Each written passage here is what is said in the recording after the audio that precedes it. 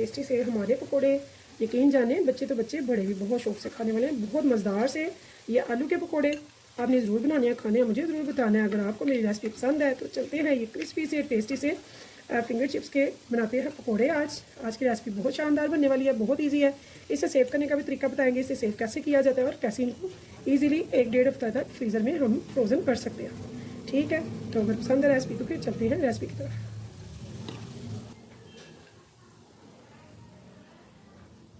बिस्मिल्लाहिर्रहमानिर्रहीम। शुरू के नाम से जो बड़ा मेहरबान नहायत रहम करने वाला है। अस्सलाम वालेकुम व्यूअर्स, मेरे तमाम मुसलमान बहनों को, भाइयों को और बच्चों को बहुत बहुत मुबारक हो, रमज़ानुल मुबारक की।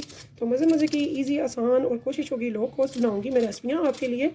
तो इंशाल्लाह ताला जुड़े रहिएगा हमारे साथ। तो सबसे पहले मैंने एक बड़ी प्याज ले लिया है, अच्छे से बनाएंगे पकोड़े बहुत मज़ेदार से। तो जहाँ पे पकोड़े आते हैं वहाँ पे प्याज तो फिक्स है कि वो ज़रूर आ जाता है। ठीक है, तो यहाँ पे अब मैं लूँगी पोटैटो। तो पोटैटो को मैं अलग से कट करूँगी क्योंकि इसे हमने वॉश भी करना होता है। तो इसे अच्छे से पहले वॉश कर लेना है और इसका जो छिलका है वो हमने नहीं उतारना। ठीक है, तो ये देखिए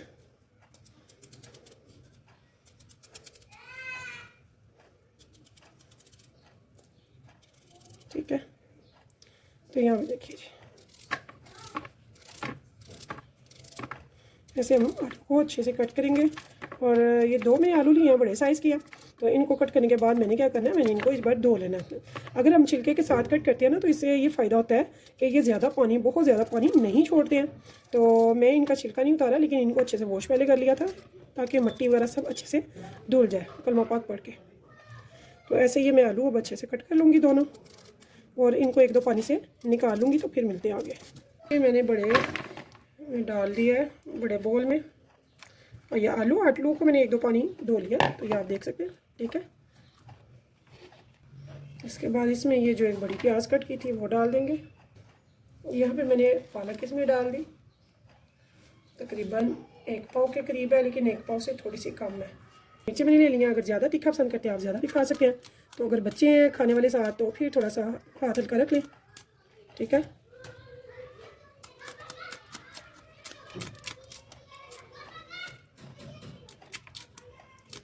तो ये बारीक कट करने की जरूरत नहीं है।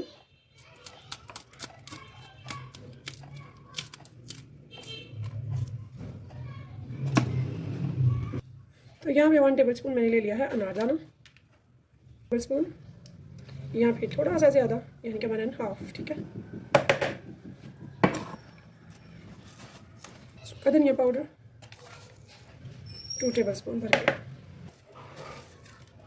1 टेबल स्पून साबुत सफ़ेद ज़ीरा। यहाँ पे देखिए जी, हमने भरकर डाला इस पर बेसन। तो अब यहाँ पे 2 ऑप्शन है। अगर आप अमूमन जो बाहर से मिलते हैं हमें पकोड़े, उसमें बेसन और मैदा दोनों शामिल होते हैं। ठीक है, तो दोनों हाफ हाफ होते हैं, सेम। ठीक है, सेम मिकदार होती है दोनों की। लेकिन यहाँ पे मैं जो ना खाली बेसन ले रही हूँ। तो कुछ लोग ऐसे भी हैं जो कि मैदा लाइक नहीं करते हैं। ठीक है, वो तो बेसन में हाली बनाते हैं। तो आज मैं हाली बेसन के बना रही हूँ। तो 3 चीज़ें मैंने इसमें नहीं डाली, और वो क्या है, 1 फूड कलर नहीं डालना पहले आपने, दूसरे मीठा सोडा नहीं डालना आपने पहले, और तीसरा नमक जो पहले नहीं डाला जाएगा। ठीक है, ये 3 चीज़ें नहीं डालेंगे पहले। और पानी तो बिल्कुल भी नहीं जाएगा इसमें। अगर ज़रूरत पड़े जितने आपने बनाने हैं उनमें सिर्फ आप डालेंगे, अदरवाइज़ नहीं डालेंगे।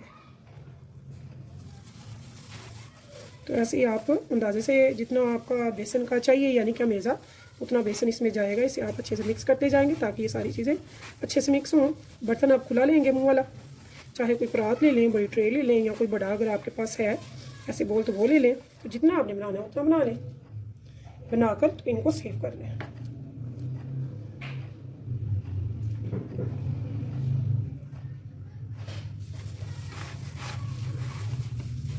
तो जब आपने सेव करना है, इसे मिक्स करके ऐसे बगैर पानी लगाए आपने किसी भी एयर टाइट जार में, एयर टाइट डिब्बे में बॉक्सेस मिलते हैं उनमें, या फिर कुछ भी ना हो तो जिपर बैग में डाल के आप इसे फ्रोज़न कर दें। जब ज़रूरत हो निकालें। इसके बीच थोड़ा सा मीठा सोडा, थोड़ा सा नमक, फूड कलर डाल के तो आप 10-15 मिनट बाहर रखेंगे तो इन्हें खुल जाना है। और जब बाहर निकालते हैं तो यकीन जाने अपने आप थोड़ा सा मज़ीद मॉइस्चर हो जाएगा। वैसे तो ये सारी सब्जियां ही मॉइस्चर वाली हैं, पानी छोड़ती हैं। तो यहाँ ये देखिए जी, ये हो गया हमारा रेडी। इतना कि इसे सबको बेसन लग जाना चाहिए, इतना हमने करने से वेस्ट नहीं होगा। जब दिल करेगा आलू के पकौड़े आप बना कर मीज़ा ऐसे रख लें, निकाल लें। 3 चीज़ें इसमें जाएंगी बाद में जो मैंने बता दी हैं, तो आराम से आप अपने रेडी कर लेते हैं। तो मुझे अभी बेसन थोड़ा सा कम लग रहा है, तो मैं थोड़ा सा और डालूँगी इसमें।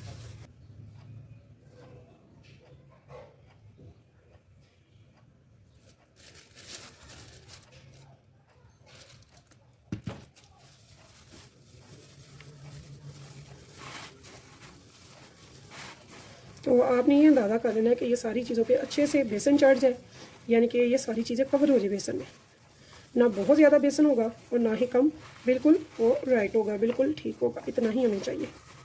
तो ये यहाँ भी देख लिया आपने, ठीक है, ये हमारा हो गया रेडी। अब जितना आपने निकालना है ना वो साइड पे निकाल लें किसी चीज़ में, तो बाकी के को फिर हम रेडी करते हैं अभी के लिए। तो यहाँ पे देखें जी, कुछ नहीं तो ज़िपर बैग आप ले लें, ठीक है। तो इसमें आप ऐसे डालेंगे,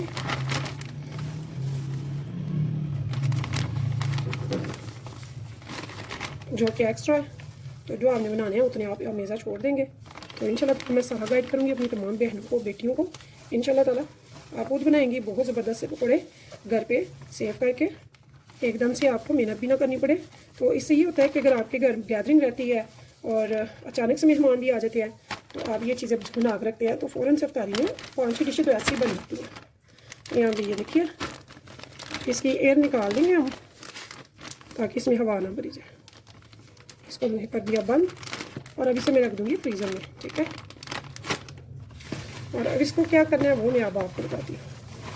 इसमें अब डालूँगी मैं नमक अपने टेस्ट के अकॉर्डिंग, ठीक है। तो यहाँ पे मैंने 1/2 टेबल स्पून नमक डाला है, थोड़ा सा मैंने मीठा सोडा डाला है और मैंने थोड़ा सा फूड कलर ले लिया, ठीक है। तो ये चीज़ें डाल के हम इनको करेंगे मिक्स और थोड़ा सा पानी लगाएंगे जो कि ब्राई नाम होगा। पहले हम इनको ऐसे मिक्स कर लेंगे। ये कढ़ाई या पैन घी गर्म होने के लिए,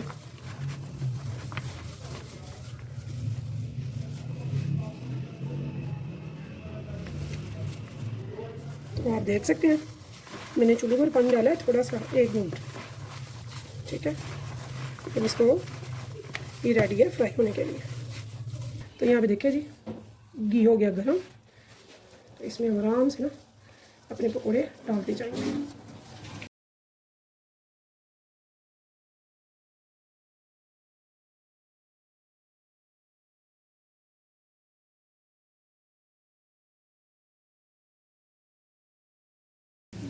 तो ऐसे ही ये सारे पकौड़े हम डाल देंगे और वही तरीका है, मीडियम फ्लेम पे रखेंगे और इनको दोनों साइड से होने देंगे गोल्डन।